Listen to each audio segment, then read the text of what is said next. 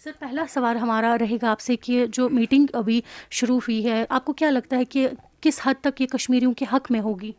देखिए, सबसे पहले मैं बधाई देता हूँ ऑनरेबल प्राइम मिनिस्टर को, जिनने जो पूरी संजीदगी के साथ जम्मू कश्मीर के जो वातावरण है, पॉलिटिकल जो सेटअप है, उसमें बिल्कुल 100% इंटरेस्टेड है। आपने देखा बार बार उनका यहाँ पे आना, प्राइम मिनिस्टर का जम्मू कश्मीर विजिट करना, उसके बाद यहाँ पे पंचायत चुनाव करवाना, उसके बाद 3 टायर पंचायत को प्रॉपर एक फ्रेमवर्क करवा देना, कहीं ना कहीं ये दर्शाता है कि प्राइम मिनिस्टर कितनी सीरियस है जम्मू कश्मीर को लेके। और जो आज बैठक हो रही है, हम लोग यही चाहेंगे कि इस बैठक में कुछ अच्छी बातें निकल के आए, राइट। जो महबूबा मुफ्ती है या फिर आप फारूक अब्दुल्ला या बाकी लोग हैं जो यहाँ जम्मू कश्मीर से गए हैं, वो जम्मू कश्मीर की जो आवाम की जो एस्पिरेशन है वो उनको एड्रेस करें। यहाँ पे एम्प्लॉयमेंट के बड़े इश्यूज़ है, यहाँ पे हॉर्टिकल्चर के इश्यूज़ है, टूरिज्म के इश्यूज़ है, या कोविड अभी हम लोग वबा से अभी भी जूझ रहे हैं, तो अगर उसमें वो लोग बात करेंगे, मुझे लगता है वो सबसे बेस्ट होगा। और साथ में अगर जो डिलिमिटेशन कमीशन अभी बना है, डिलिमिटेशन की भी अभी बात होगी, मुझे लगता है उनको उन विषयों पे चर्चा करनी चाहिए जो विषय प्रॉपरली रेवलेंट होंगे जम्मू कश्मीर के लिए, और ऐसे मुद्दों पे ना बात करें। जैसे कई स्टेटमेंट आते धारा 370 की, हम लोग जब हमें पता है कि धारा 370 वापस नहीं आनी है, तो उन विषयों पे क्यों बात करना। ये महबूब मुफ्ती जी जो है, उन्होंने भी इस बात का दावा किया है कि मैं इस बात पे जो है चर्चा करूंगी। आपको क्या लगता है कि किस हद तक ये कश्मीरियों के फेवर में रहेगा, और क्या आपको लगता है कि क्या ये वाकई में ये जो मीटिंग होगी एक अच्छे से इसका जो है कोई हल निकलेगा जितने भी मसाइल है हमारे कश्मीर के अंदर? देखिए, महबूबा मुफ्ती यहाँ जम्मू कश्मीर को रिप्रेजेंट नहीं करती है, आपको पहले पता होना चाहिए। आप उसकी पार्टी का जो अभी इलेक्टेड मेंबर्स है उनके ग्राफ पे जाइए। मैं समझता हूँ कि अगर हम लोग यहाँ पे बात करते, अभी जैसे चुनाव हुए, पंचायत के चुनाव हुए, तो ये क्या मैं ये मानूं कि जो कश्मीर के लोग हैं वो पंचायत चुनाव नहीं करवाना चाहते हैं यहाँ पे, या डीडीसी के चुनाव नहीं होने देने चाहते हैं, या जो ज्वेलन जो एक्ट जो यहाँ लॉज पास किए गए यहाँ पे जो जम्मू कश्मीर के हित में था, चाहे फॉरेस्ट राइट्स एक्ट हो, ज्वेलन एक्ट हो, या वुमेन प्रोटेक्शन एक्ट हो, या फिर SC ST कम्युनिटी के लिए रिजर्वेशन, अगर कोई भी व्यक्ति जाके धारा 370 की बात करता है, ये मुझे लगता है जो गुज्जर कम्युनिटी होगी, SC कम्युनिटी होगी, ST कम्युनिटी होगी, इंटरनेशनल बॉर्डर पर रहने वाले लोग होंगे, या फिर हमारे महिलाएं, हमारे बहनें, ये उनके लिए इंसल्ट होगी। इसलिए मैं समझता हूँ उनको यहाँ की एस्पायरेशंस को देख के वहाँ पे जो पॉजिटिविटी के साथ वो लोग बोलें उसमें। लेकिन सर, हमने क्या देखा कि अभी तक कोई बदलाव नहीं आया। ये इलेक्शंस भी हुए लेकिन अभी तक कोई बदलाव देखने को नहीं मिला। आपने बात की कि वुमेन्स के रिलेटेड पता नहीं क्या नहीं मिला। अब क्या आपको पता है कि जो हमारी सेंट्रल गवर्नमेंट की कितनी स्कीमें आज हुई, कितने लॉज यहाँ पे पारित हो गए, कितने लॉज पास हो गए। अगर हमारी कोई बहन बाहर जाके शादी करती थी उसको यहाँ राइट्स नहीं मिलते थे, तो आपको क्या लगता है जो हमारी बहन है अगर वो किसी से शादी करें उसको राइट ना मिले?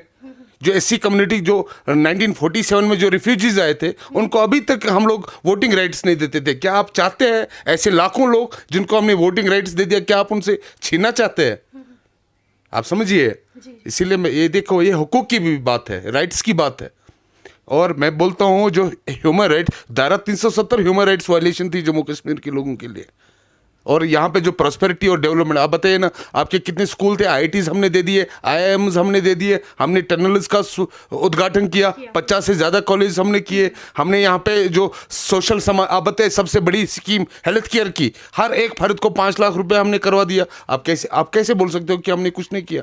हमने इतना सारा, हमने पंचायत के चुनाव करवाए, हमने अभी फंड्स दे दिए, हमने DDCs को एम्पावर किया, हमने ग्रास रूट लेवल पे जो प्लानिंग है वो ग्रास रूट लेवल से करना स्टार्ट किया। तो चेंज, जब बड़ी चेंज होती है उसमें थोड़ा समय लगता है। तो आप आश्वासन रहिए, सब लोग जितने सारे व्यूअर्स है सब आश्वासन रहिए। जो जम्मू कश्मीर के हित में, हम लोग बाकी पॉलिटिकल पार्टीज की तरह नहीं है जो एक बार झूठ बोलेंगे, सिर्फ फरेक करेंगे। पहले ये बताइए ना, PHD का क्या रेलेवेंस है?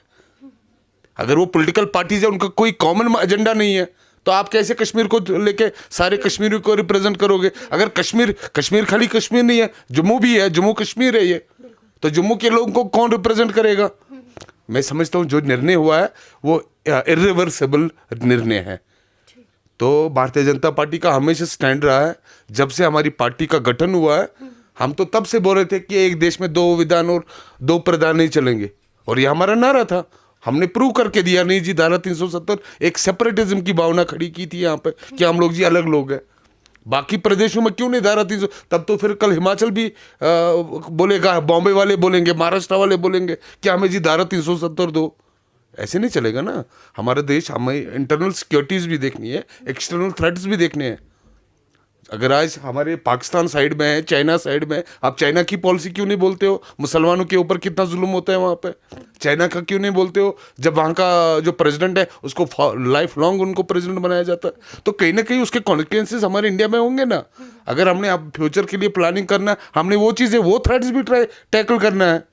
और जम्मू कश्मीर के लोगों को मैं इतना ही बताना चाहता हूँ, आप अपने प्रधानमंत्री जी पे विश्वास रखें, भारतीय जनता पार्टी पे विश्वास रखें। हमने पहले भी बोला, पहले कितने रूमर्स हुए यहाँ पे कि जी लैंड ले लेंगे, ये करेंगे। कहाँ कौन सी लैंड ले ली? कहाँ पे कौन सा बाहर का आदमी आ गया यहाँ पे? मुझे एक एग्जाम्पल दिखाइए। ये जितने ये रूमर्स हैं, हम लोग चाहते हैं यहाँ वाकई में डेवलपमेंट होनी चाहिए, यहाँ के लोग आगे बढ़े। और जम्मू कश्मीर एक अपने देश का अटूट अंग है, एक ताज है, उस ताज को हम लोग और जेवर लगाना चाहते हैं। इसलिए मैं इतना ही मानता हूँ, जो आज की बैठक है बिल्कुल महत्वपूर्ण बैठक है। इसमें जितने हमारे पॉलिटिशियंस हैं, कोई ऐसी बात ना करे जिससे यहाँ की एस्पिरेशंस को फिर से हर्ट हो और उससे यहाँ के हालात को कोई खतरा हो या अंदेशा हो।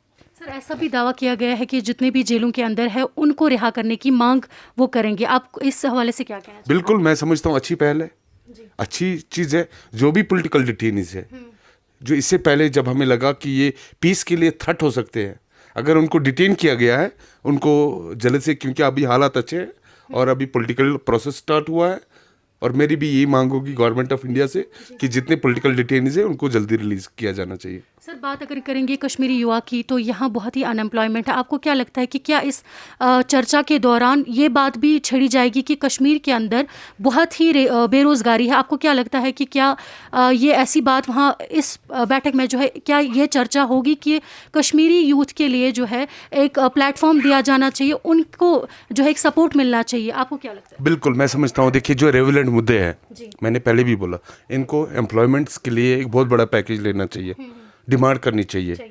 टूरिज्म को लेके बड़ा एक पैकेज। आप देखिए ना, हमारे होटल वाले, हमारे शिकारा वाले कितना इफेक्ट करते हैं, उनको वो चीज़ें डिमांड करनी चाहिए जो वाकई में लोगों के ग्राउंड में काम आ सके।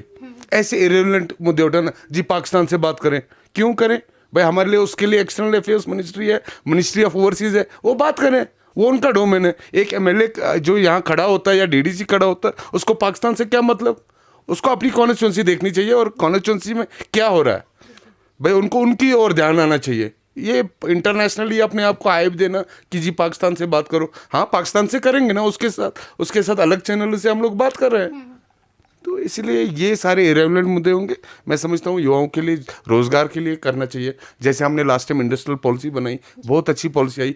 मैं बोलता हूँ, देखिए यहाँ पे टैलेंट की कमी नहीं है जम्मू कश्मीर में, खासतौर कश्मीर में, बट हम लोग उसको चैनलाइज नहीं कर पा रहे।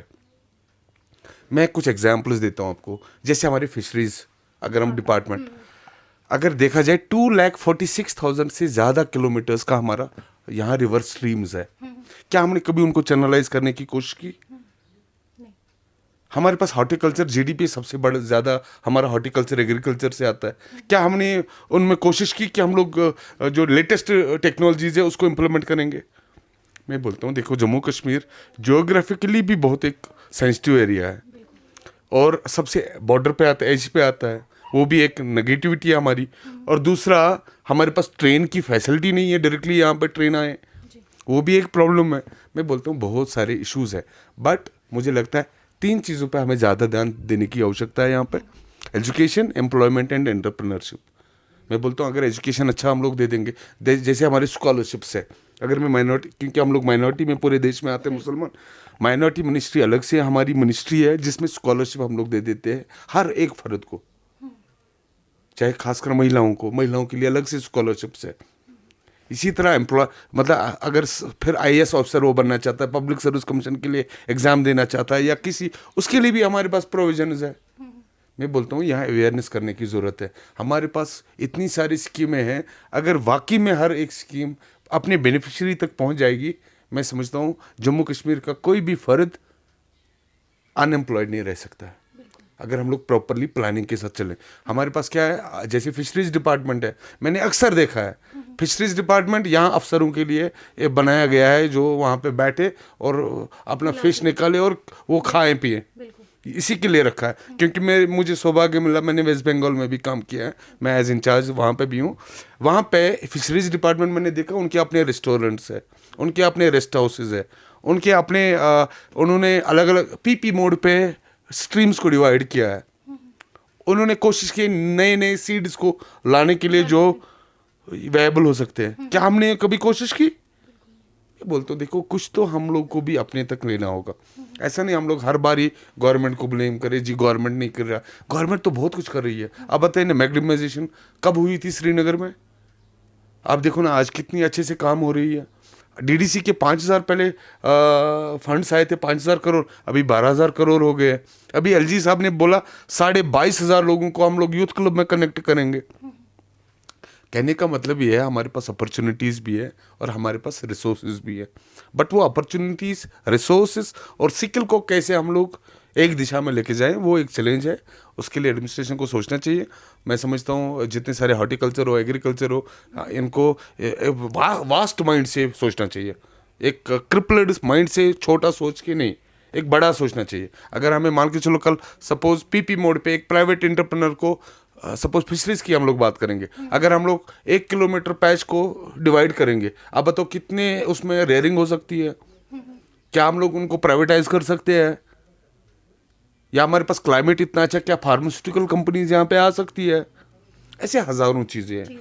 मैं बोलता हूँ हाँ बिल्कुल, यहाँ के जो लोग हैं, यहाँ की जो एडमिनिस्ट्रेशन है, उनको उनको पीआरआईज के साथ भी कनेक्ट करके आगे एक दिशा बनानी चाहिए। क्योंकि जम्मू कश्मीर इतने वर्षों से, चाहे पाकिस्तान की ओर से जो आतंकवाद, अलगाववाद, ये 30 साल से हम लोग देख रहे हैं, और हमें कम से कम 10 साल 15 साल एक स्कोप देना चाहिए जम्मू कश्मीर को ग्रो करने के लिए। मैं समझता हूँ वो तभी पॉसिबल है जब हमारे अपने लोग यहाँ पे उस चीज़ के लिए रेडी हो जाएंगे। तो अपने लोगों को तैयार रखो, उनको बोलो भाई रेडी रहो, और अपने जम्मू कश्मीर को हमने कैसे नई दिशा देनी है। यहाँ मैंने पहले भी बोला, टैलेंट की कमी नहीं है, हमारे पास बड़े बड़े IAS अफसर्स जम्मू कश्मीर से निकलते हैं, बड़े टॉपर स्पोर्ट्स में निकलते हैं। तो या अभी आपने देखा 100% स्कॉलरशिप ऑक्सफोर्ड यूनिवर्सिटीज़ में लेके आ जाते हैं हमारे बच्चे। तो उस टैलेंट को हमने चैनलाइज करने की ज़रूरत है और एंटरप्रेन्योरशिप को बढ़ावा देने की ज़रूरत है। क्योंकि गवर्नमेंट सब जगह हम लोग गवर्नमेंट मुलाजिमत नहीं दे सकते, उसके लिए एंटरप्रेन्योरशिप भी एक ज़रूरी है, ताकि वो लोग एंटरप्रेन्योर बने और अपने साथ 10 लोगों को चलाएं।